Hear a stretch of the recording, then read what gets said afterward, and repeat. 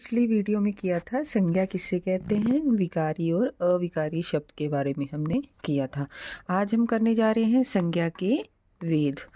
अगर हमें पूछा जाए मूल या उत्पत्ति के आधार पर तो संज्ञा के होते हैं 3 वेद। अगर हमें पूछा जाए मूल उत्पत्ति के आधार पर तो संज्ञा के हमारे होते हैं 3 वेद। सबसे पहला हमारा व्यक्तिवाचक संज्ञा। मैंने बताया पहला है हमारा व्यक्तिवाचक संज्ञा, उसके बाद हमारा जातिवाचक संज्ञा, फिर भाववाचक संज्ञा। ये थे मूल उत्पत्ति के आधार पर। अगर हमें पूछा जाए अर्थ के आधार पर संज्ञा के कितने वेद होते हैं तो संज्ञा के 5 वेद होते हैं।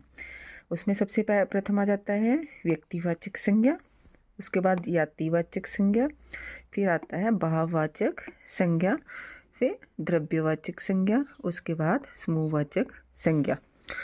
जो जातिवाचक संज्ञा है उसी को हमने आगे 2 वर्गों में विभाजित किया है, वो है द्रव्यवाचक और समूहवाचक।